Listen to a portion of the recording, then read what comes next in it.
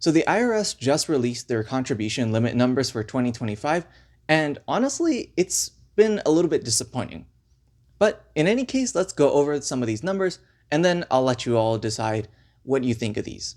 Starting off with the HSA, which was actually released in terms of contribution limits a couple of weeks ago, the contribution limit for the HSA increased from $4,150 to $4,300, an increase of $150, which really isn't much, but is still a little bit better when you look at some of these other accounts.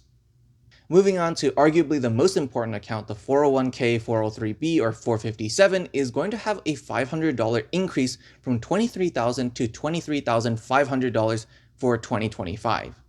In addition to that, the total limit between your contributions and your employer contributions are going up by $1,000 from $69,000, nice, to $70,000 for 2025.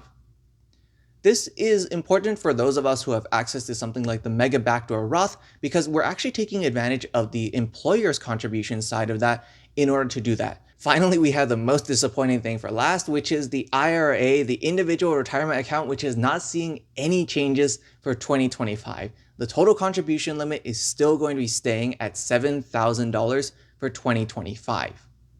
The income limits for all of these accounts also did go up, as well as contribution limits if you're between the ages of 60 and 63, but for the most part that doesn't apply to a whole lot of us. The next thing I wanted to try to figure out is exactly how much I would need to save in order to max out all of these accounts, assuming that I had access to the Mega Backdoor Roth IRA, which I do, as well as plugging in some of my assumptions around my employer's medical insurance and some of their co-contributions for their HSA, as well as their 401k match. Running this scenario, I found out that I needed to save about $90,000, $89,900 to be a little bit more close, in order to actually max out all of these accounts, which is an insane amount of money to save. This is also assuming that you have no other expenses and are able to just save like this. And so I'm not going to be anywhere near able to save this amount in 2025 unless something big changes with my salary.